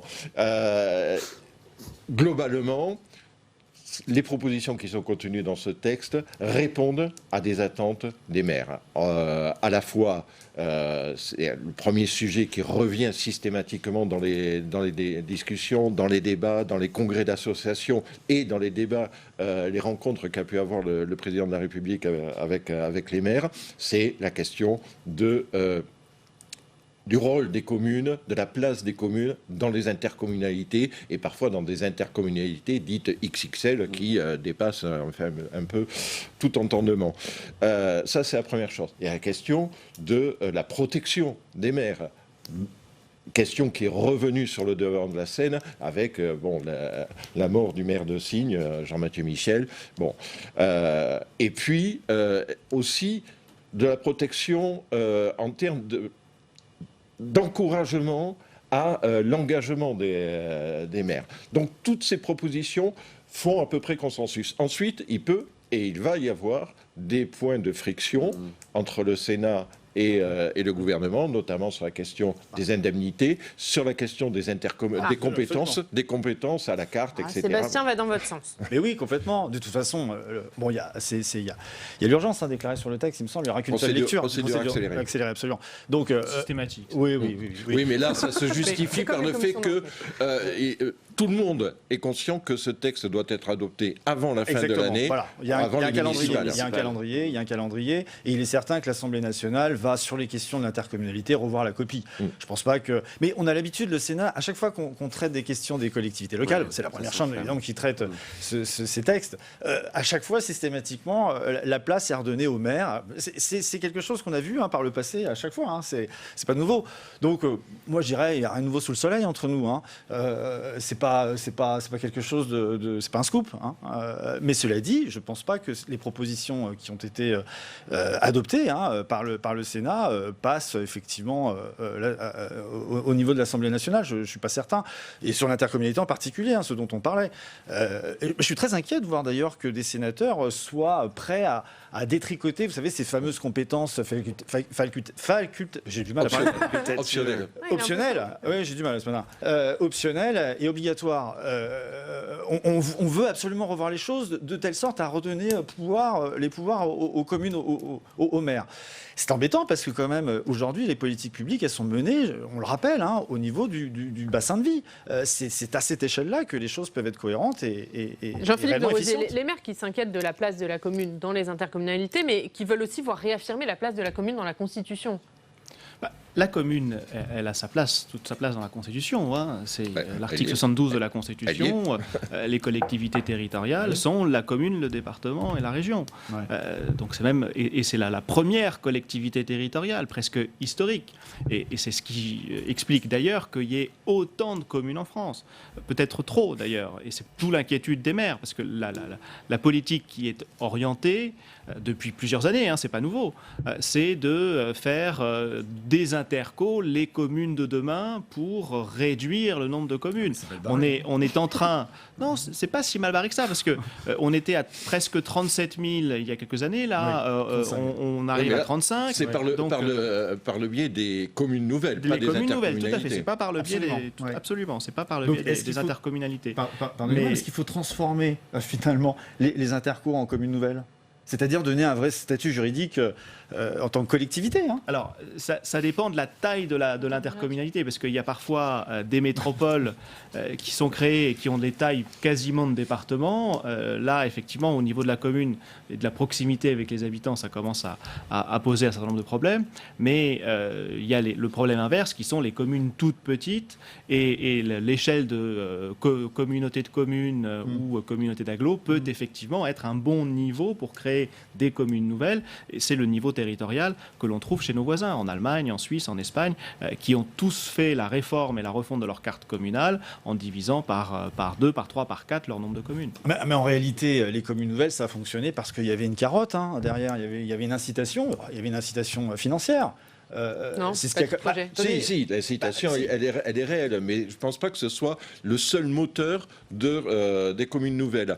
Et cette incitation, elle est appelée à disparaître progressivement. Or, moi, je suis convaincu que le prochain mandat municipal va marquer une nouvelle étape de développement des communes nouvelles. Et même aujourd'hui, on va assister dans cette campagne municipale à des campagnes qui se nourriront du projet de communes nouvelles.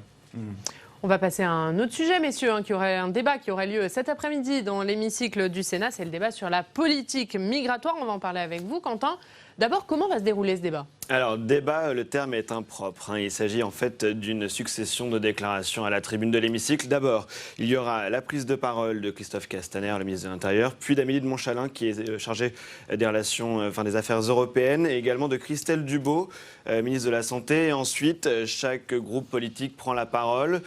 Plus il a de parlementaires, plus il peut parler longtemps. Et c'était la règle aussi hier. C'est ce qui a fait que, par exemple, Marine Le Pen a regretté de pouvoir parler que 5 minutes sur les 4 heures de débat. Mais elle a assez peu de députés. Et donc, pareil, Stéphane Ravier, qui est sénateur FN, il siège au groupe des non-inscrits. Il aura très peu de temps de parole. Sont attendus à la tribune, notamment Bruno Retailleau pour les Républicains, ou encore Claude Malhuret, qui était votre invité tout à l'heure pour les Indépendants. Et alors, qu'est-ce qu'il faut attendre de ce débat, Quentin ? C'est assez facile. Il n'en est pas un.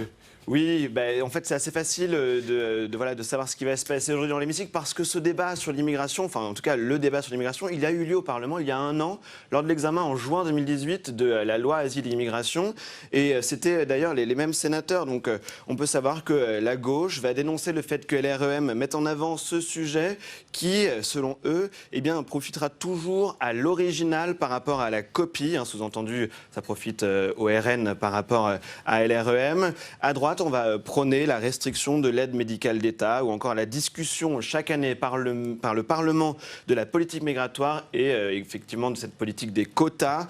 Ça, c'est quelque chose qui est porté régulièrement par la droite au Sénat. C'est même porté tous les ans par Roger Carucci lors de l'examen du PLF au Sénat. Du budget. Regardez par exemple Roger Carucci, il le disait, là c'était à la tribune de l'hémicycle, c'était en juin 2018.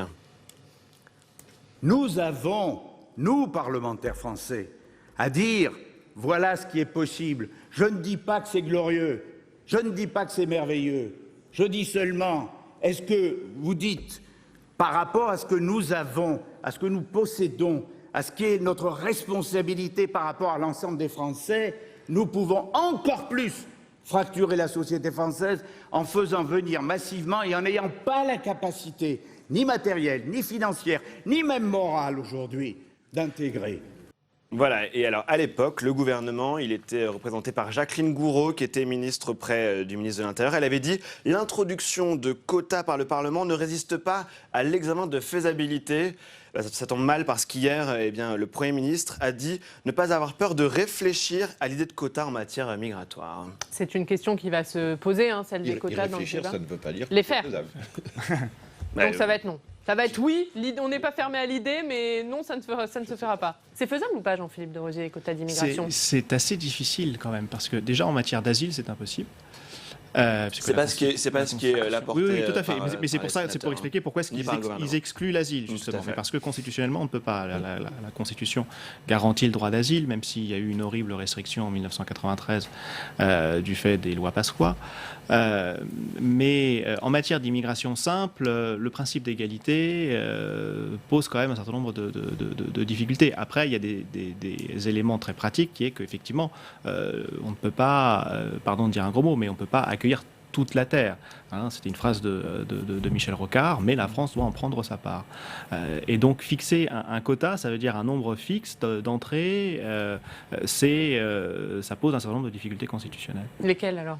Je vous dis, le principe d'égalité, la liberté d'aller et venir, les questions de regroupement familial. Donc ça sera retoqué. Voilà. Sébastien Fournier. Oui, mais je ne sais pas de quoi on parle, si vous voulez, dans ce débat, très honnêtement. Non, mais on parle d'immigration, certes. Non, mais c'est pas ça. Attendez, on parle de quoi ? D'immigration légale, illégale. On parle de quoi ? On parle des demandeurs d'asile. Non, mais je veux dire, il faut essayer de serrer aussi les problèmes, me semble-t-il. Et pour ce qui concerne des demandeurs d'asile, c'est ceux aussi qui sont déboutés. Qui peut aussi poser problème. Donc c'est quand même, je ne sais plus combien, j'ai plus les chiffres, c'est près de 80%, je crois, sur les demandeurs d'asile, ceux qui sont déboutés, qui sont et qui restent sur le territoire français. Bon, c'est une réalité. Donc de quoi parle-t-on dans ce débat ? Je pense que ce serait plutôt bien aujourd'hui d'essayer de serrer les difficultés que nous rencontrons. Alors en l'occurrence, sur l'immigration dont parle le Premier ministre, il parle bien des 34 000 personnes en France qui sont partie de l'immigration professionnelle. Et donc il s'agit vraiment pour lui de répondre à une question de main-d'œuvre. Oui, mais si je le dis, c'est parce que, évidemment, auprès de l'opinion, c'est pas comme ça que c'est vécu. C'est pas comme ça que c'est ressenti. Donc c'est pourquoi il me semble que c'est quand même important d'apporter ces précisions. Quand on le disait, Patrick Roger, le temps de parole sera réparti en fonction du poids dans l'hémicycle. C'est donc la droite au Sénat qui aura le plus de temps de parole. Est-ce qu'il faut s'attendre à des débats à une tonalité plus vive qu'à l'Assemblée nationale, où c'est La République En Marche qui a eu la majorité du temps de parole ? Non, en fait, Quentin avait raison, parce que les débats, en fait, sur ce thème-là sont assez convenus. Alors, moi, je rajouterais juste une précision. Marine Le Pen a eu peu de temps de parole à la tribune de l'Assemblée nationale, mais elle en a eu abondamment dans les couloirs. Sur les médias.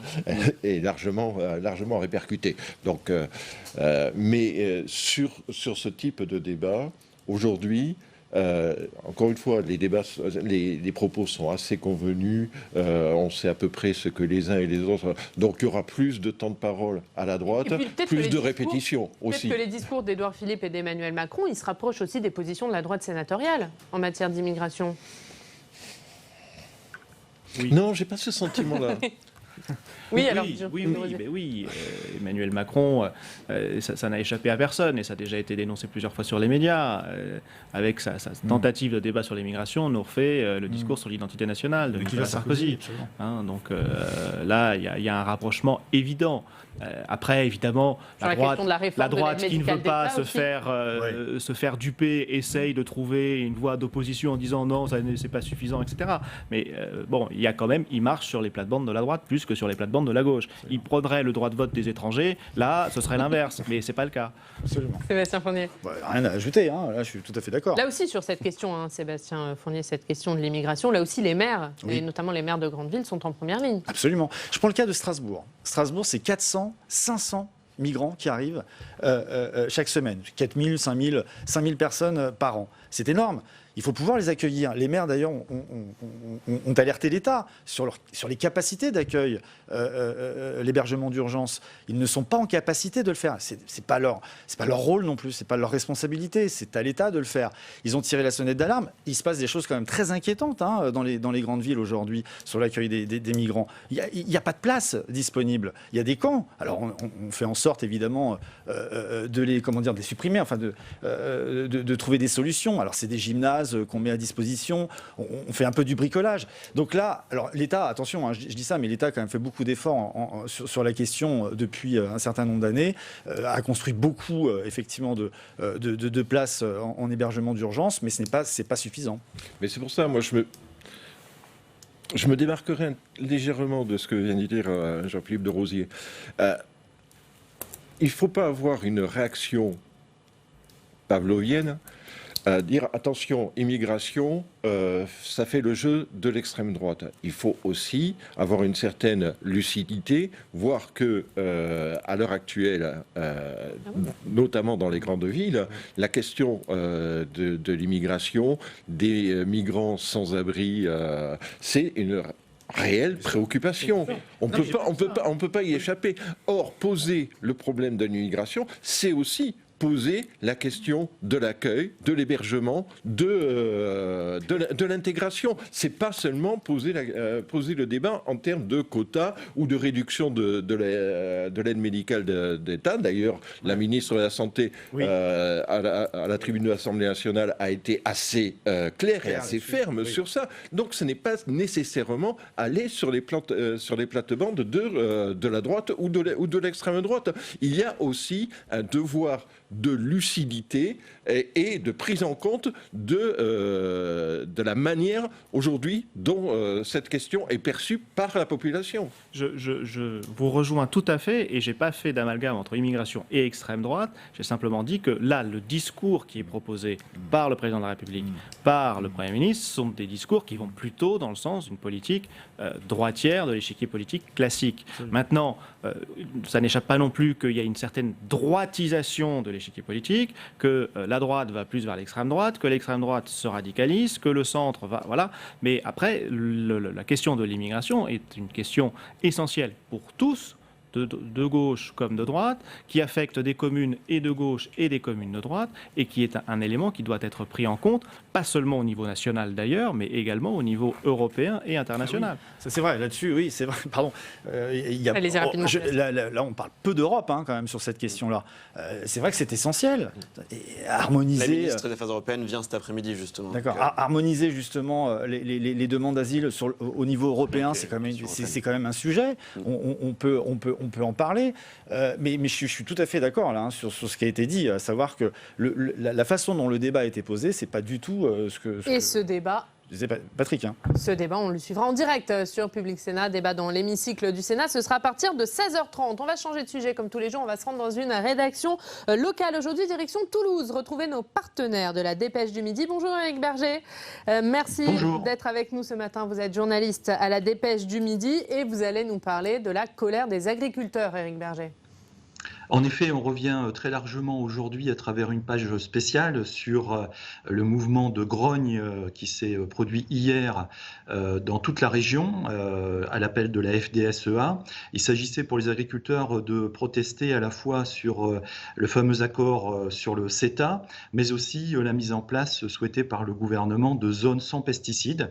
Donc il y a eu une très forte mobilisation dans toute la région Occitanie, quasiment dans tous les départements. Des opérations de barrages filtrants étaient organisées avec 2 villes qui ont été particulièrement touchées, Agen dans le Lot-et-Garonne, où ce sont les domiciles des députés LREM qui ont été pris pour cible par les agriculteurs, et puis l'épicentre du mouvement, c'était Toulouse, où une opération escargot a été organisée sur le périphérique, provoquant de gros bouchons, même si les Toulousains ont l'habitude d'avoir des problèmes de circulation sur le périph'. Hier, c'était encore plus compliqué, et les agriculteurs pourraient très bien, dans les prochains jours, remettre ça avec d'autres opérations de colère. Donc on revient sur ce mouvement de grogne à travers une page spéciale. Et Éric Berger, il y a un autre sujet dont vous parlez dans la dépêche du midi, c'est un sondage que présentent plusieurs titres de la presse quotidienne régionale ce matin, sondage sur les Français et leurs maires. C'est ça, c'est un sondage Odoxa intéressant parce qu'on est à un peu plus de 5 mois des élections municipales, avec une des questions qui a été posée sur l'image qu'ont les Français de leur maire. Elle est plutôt, et c'est sans surprise, bonne, puisque 63% des sondés disent avoir une très bonne ou bonne image de leur maire. Et puis, plus intéressant, l'Institut de sondage a demandé aux Français quelles devraient être les priorités de leur futur maire pour le prochain mandat. Et il y a 3 thèmes qui ressortent principalement des réponses qui ont été données par les personnes sondées. D'abord, la question de la sécurité des biens et des personnes. C'est le thème qui a été principalement mis en avant par les sondés. Ensuite, il y a l'environnement. Et en 3e thème, le développement économique local. Donc, on publie là aussi toute une page sur ce sondage consacré à l'image des maires auprès des Français. Merci beaucoup, merci Éric Berger. Tout ça est bien sûr à lire dans la dépêche du midi. Aujourd'hui, merci d'avoir été en direct avec nous. On va passer à un autre sujet, messieurs. Vous allez voir, sujet territorial, puisque vous le savez, dans notre émission, on se rend au plus près de vous grâce à nos partenaires de la presse des télés locales. Et aujourd'hui, on va aller dans la Loire. On va s'intéresser à l'exclusion numérique. 27% des plus de 60 ans n'utilisent jamais Internet et c'est un chiffre qui monte à 59% chez les plus de 85 ans. Le département de la Loire, eh bien, il veut lutter contre cette exclusion numérique dans le cadre de la Semaine Bleue. C'est une semaine dédiée aux personnes âgées et aux retraités. Il met en place une série d'ateliers, vous allez voir, initiation numérique, découverte des jeux sur la tablette. C'est un reportage de nos partenaires de TL7, reportage de Julie Dénéchaud. Elle est dans tous les esprits des plus de 60 ans. La perte de mémoire fait partie des plus grandes inquiétudes passées un certain âge. Si certaines pathologies sont génétiques, la dégénérescence de notre cerveau, elle peut être ralentie grâce à des exercices. Car la mémoire est un muscle qu'il faut travailler. Plusieurs outils sont possibles. Ici, on a choisi de s'intéresser au numérique.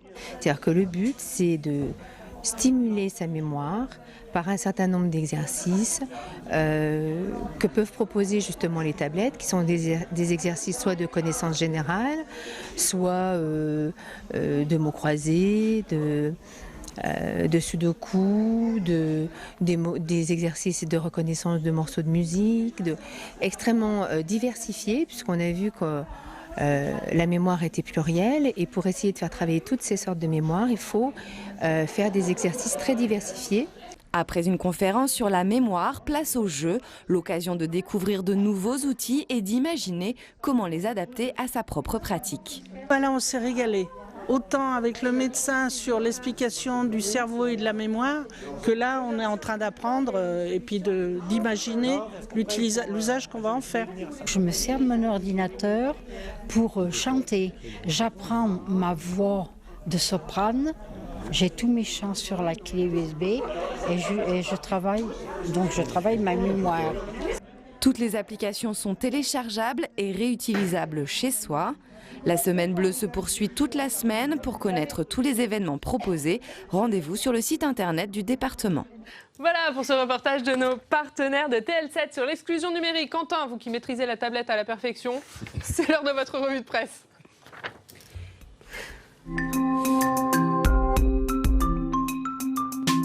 Et on commence, Quentin, avec le Progrès. Voilà, le Progrès qui revient avec une légère exagération sur Lyon, centre du monde aujourd'hui. Donc centre du monde, effectivement, bon, c'est peut-être un peu fort, mais il y a effectivement cette grande conférence internationale aujourd'hui organisée dans la métropole lyonnaise. Une conférence internationale sur la santé avec notamment une centaine de chefs d'État qui sont attendus aujourd'hui.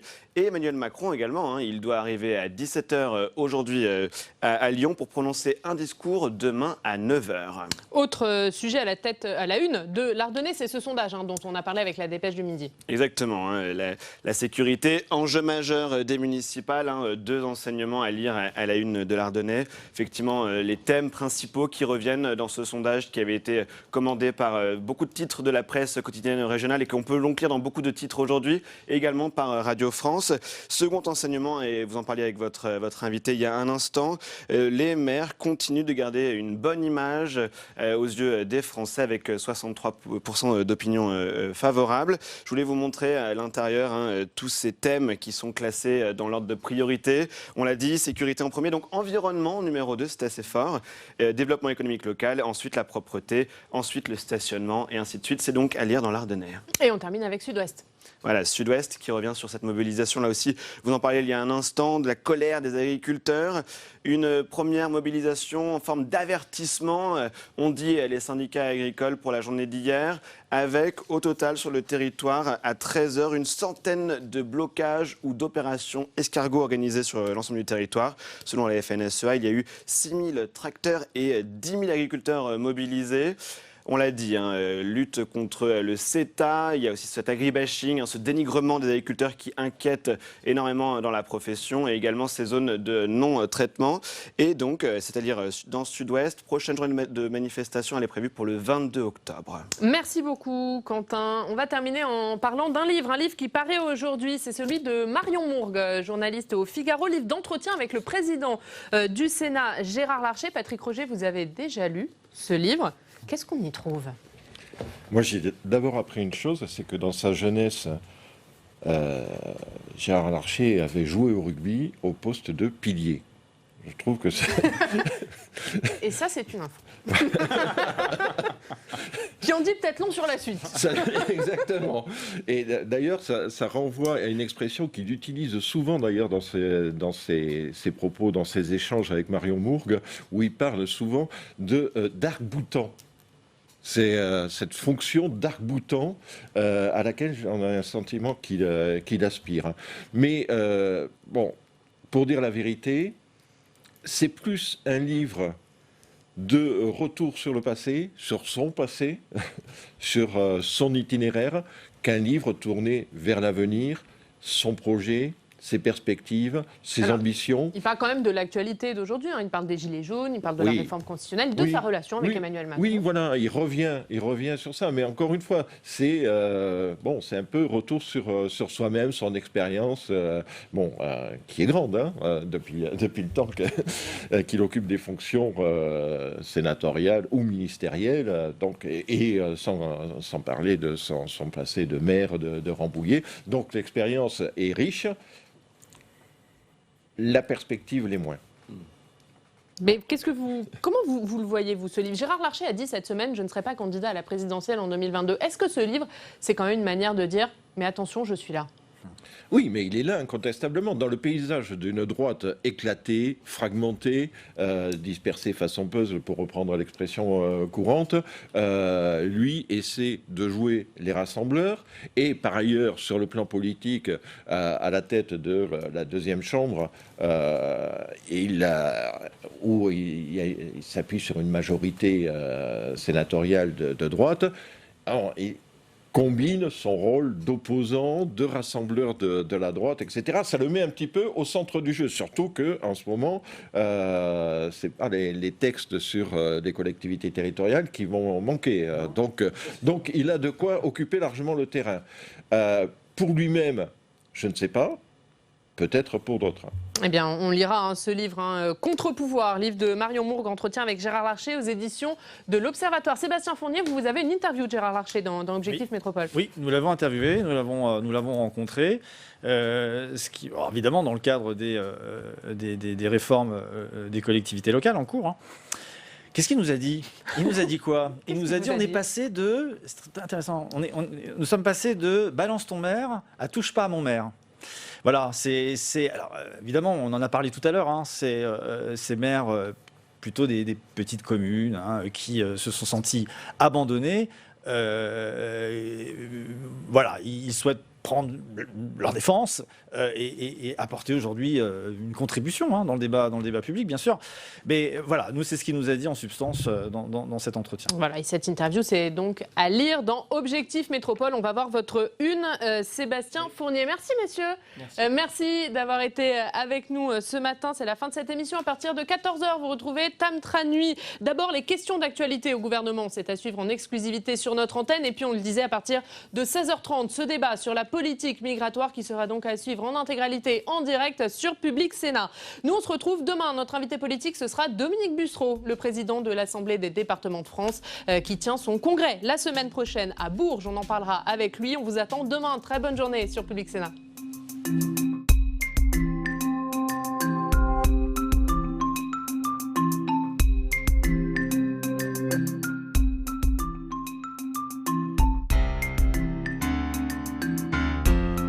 Public Sénat, en partenariat avec la presse quotidienne régionale et les télévisions locales, et avec le soutien de la Mutuelle nationale territoriale, la mutuelle des agents des services publics locaux, vous a présenté le club